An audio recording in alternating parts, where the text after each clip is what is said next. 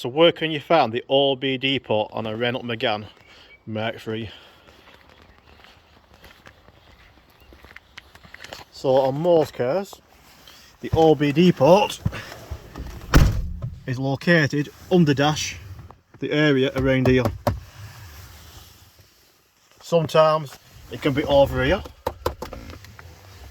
but in the case of the Renault Megane MK3, it's neither.